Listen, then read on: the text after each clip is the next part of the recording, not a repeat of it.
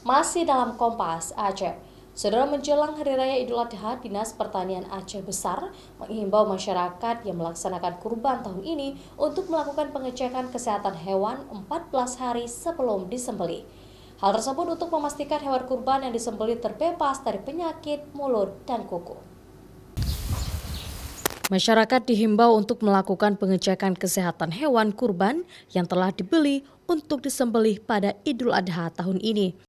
Petugas kesehatan hewan di setiap kecamatan di Aceh Besar siap memberikan pelayanan pemeriksaan kesehatan hewan kurban. Masyarakat diminta pastikan hewan kurban yang akan disembelih nantinya betul-betul sehat dan bebas dari penyakit mulut dan kuku. Kabid Peternakan dan Kesehatan Hewan Aceh Besar Firdaus mengatakan sesuai himbauan dari Majelis Ulama Indonesia, masyarakat yang berkurban diminta untuk mengecek kesehatan hewan kurbannya 14 hari sebelum disembelih. Selanjutnya pihaknya akan mengeluarkan surat keterangan kesehatan hewan atau SKKH. Hewan kurban yang diperiksa kesehatannya selanjutnya dapat disembelih. SKKH atau surat keterangan kesehatan hewan, kami sesuai dengan himbauan MUI 14 hari sebelum berkurban masyarakat diwajibkan pemeriksaan kesehatan hewan oleh petugas-petugas kami yang berada di lapangan.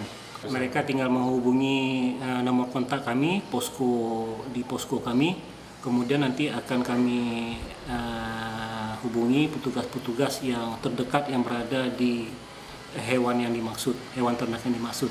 Firdaus menegaskan penyakit mulut dan kuku pada hewan ternak yang mewabah saat menjelang Idul Adha tahun ini mesti disikapi oleh masyarakat.